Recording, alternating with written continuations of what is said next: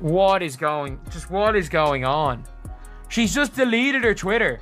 She's getting called out because it was because an interview got After her exposure to the whole league by Caitlin Clark, the president of the Indiana Fever is utterly terrified. The criticism is becoming harsher every hour, shocking a lot of people. I'm not joking when I say this. Something's gone weirdly wrong. Like, we literally hired a freaking Chronically Online.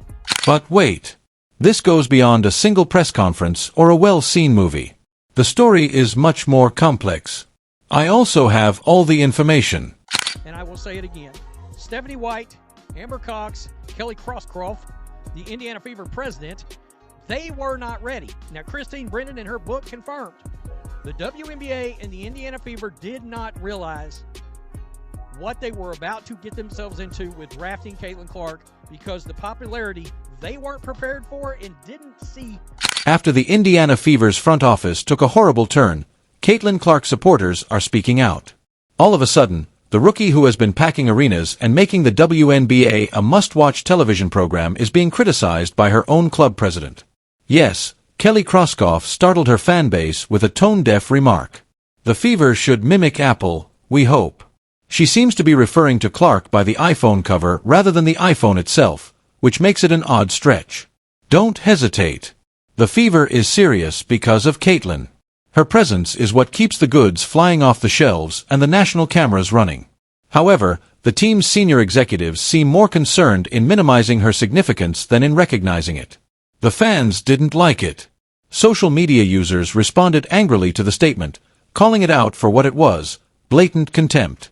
Crosscroft then spent the night staging his disappearance. Her previous account disappeared. No reason, no apologies, just gone. She logged out in the hopes that the heat would go down, as if she realized she had made a mistake. However, it's too late now. Fever fans and the internet never forget. Yes, Stephanie White, every single solitary move that you make is going to be scrutinized. Welcome to it.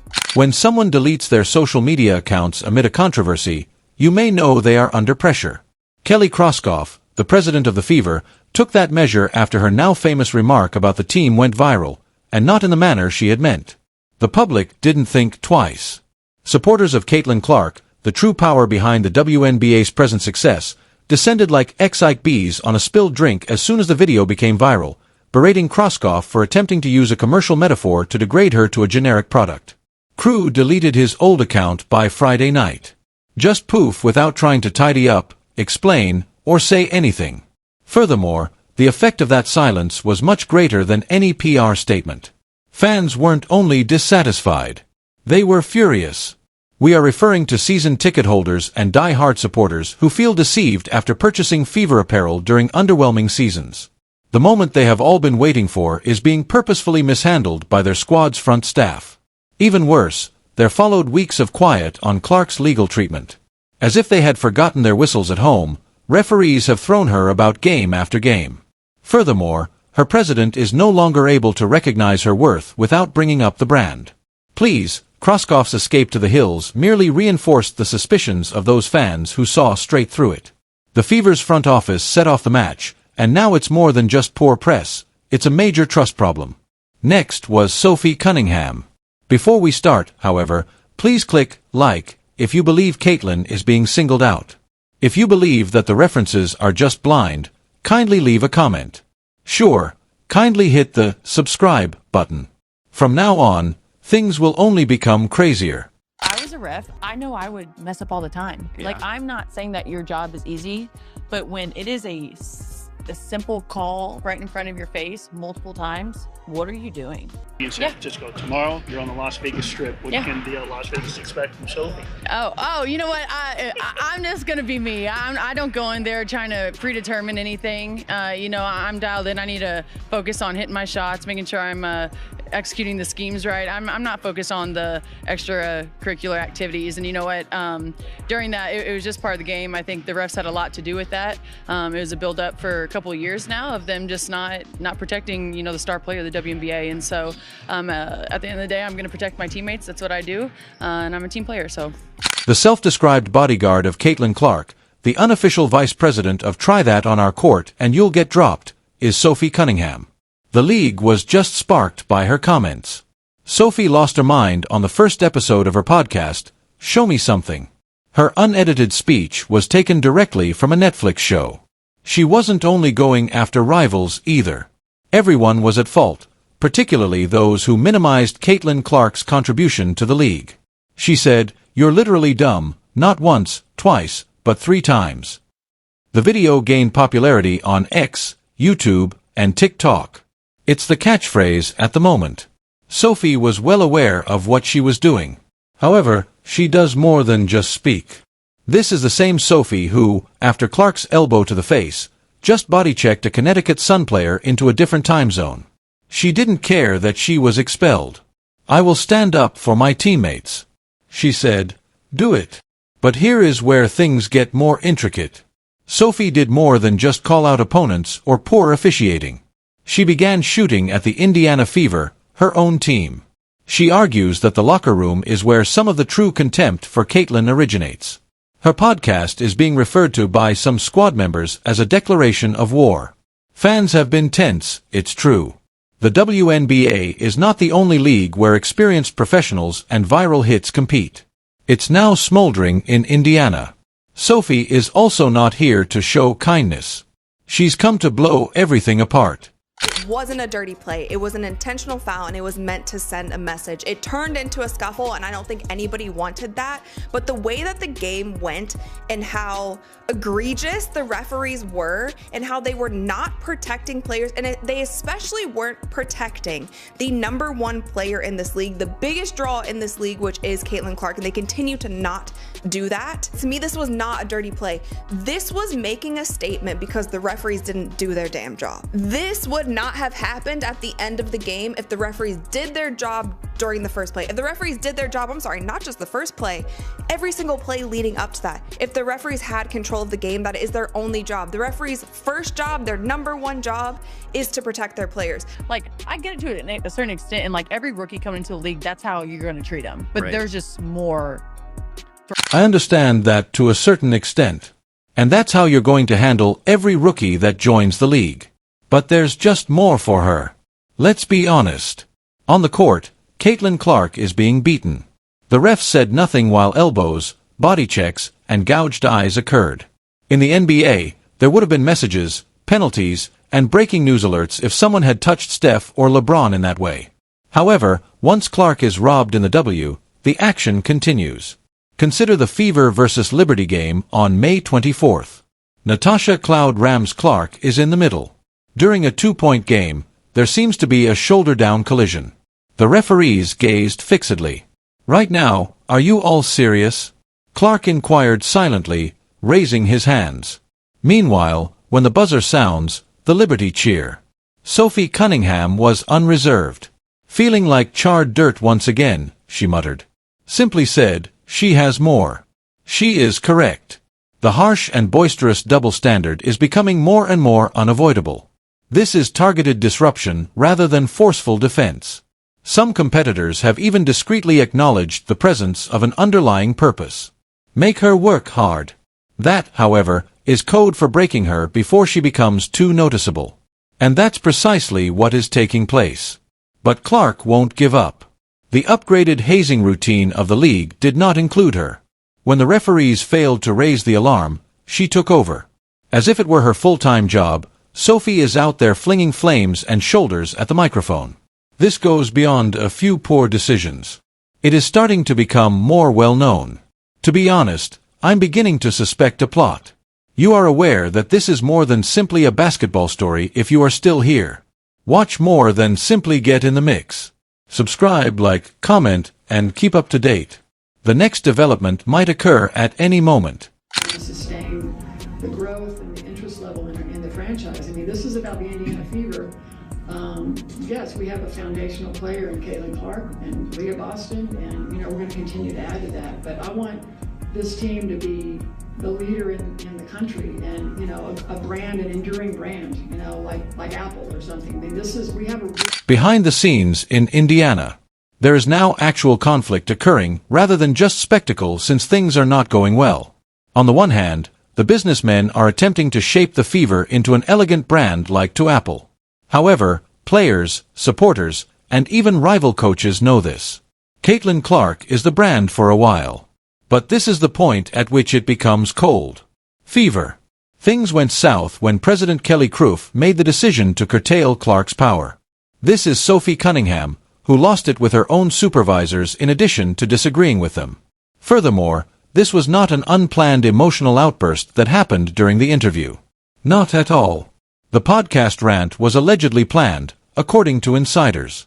A planned attack after the president's address.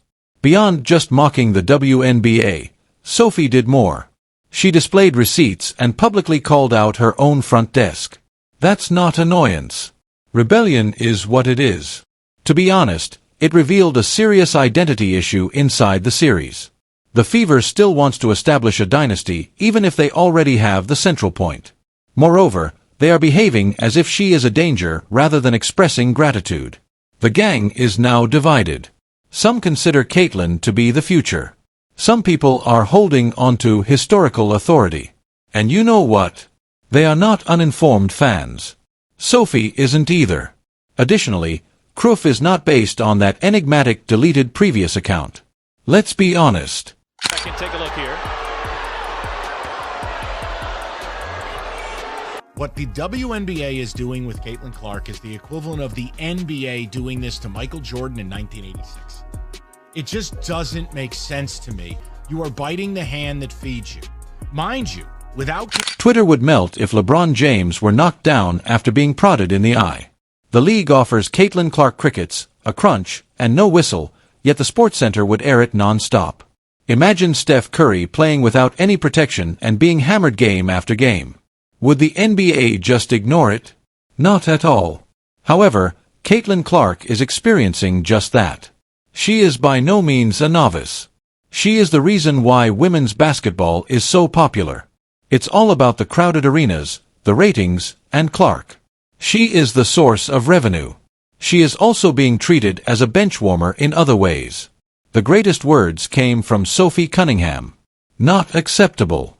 At a news conference, Coach Stephanie White criticized the officials for continuously ignoring it. It's visible to the supporters. The league says nothing about it, but the media is aware of it. This is the awful reality. This league would submit to Clark if he were a man. Rather, she is being bullied and the executives on her own team seldom ever do anything. Sophie is standing up for her. Fans are battling for her, while those who ought to be her supporters are too preoccupied with politics. Clark is more than simply the future. She's here already. The issue is that the old guard continues to behave as if they are going to be ran over, even in 2010. This is a reckoning as much as a dispute. Although Caitlin Clark's reputation will endure, the WNBA's administration and her own team may be missing out on a once-in-a-lifetime chance. In addition, Sophie Cunningham never stops telling us that you are either a whole person or you are with her. And if you thought this was crazy, believe me when I warn that the next update might blow up the internet. Please hit the bell, subscribe, and leave a comment to make your voice heard.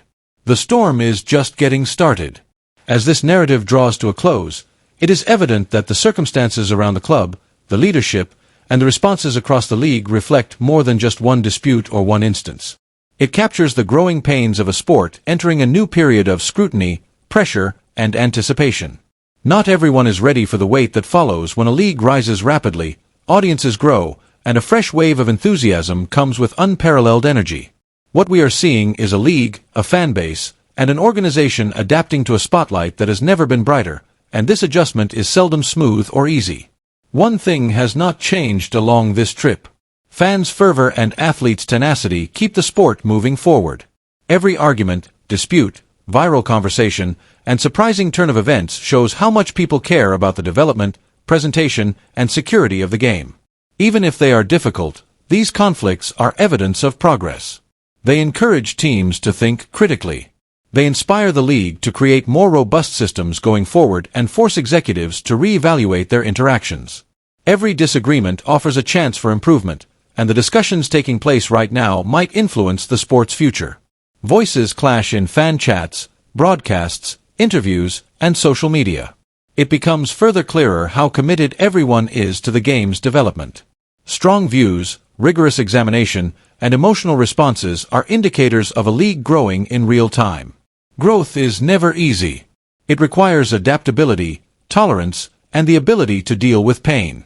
Even under duress, these times serve to highlight what needs to be reinforced and what needs to be corrected. There has never been a greater bond between players, fans, and the general public. And in the realm of women's sports, that relationship is driving a significant change. The game itself is still at the center of the narrative despite all the commotion. Audiences are captivated by the players' skill, strategy, competitiveness, and unwavering determination every night. The court is where the real progress takes place, regardless of what goes on behind the scenes. Teams keep changing, players keep becoming better, and the league keeps creating an identity that is more self-assured, visible, and cohesive than it has ever been. Every time spent on the floor adds to the legacy being made, and the difficulties of today are influencing the triumphs of future. The greater tale is far from over, even if this chapter is coming to an end. The story will continue to be shaped by fresh events, performances, emotions, and surprises. A league in motion is one that doesn't want to stand still, and the current momentum is only the start. The next turning point might come at any moment, and this season's transformation is still picking up pace, so if you want to remain a part of this rising wave, keep watching, participating, and speaking out. The adventure is only getting started, and what is ahead might completely change our understanding of the world. We appreciate you seeing Clark Facts, your go-to source for trustworthy, lucid updates and analyses. Please remember to like and comment on this video if you liked it. To ensure you never miss a new update, remember to subscribe and enable alerts. Remain informed and connected. There will be more major stories soon.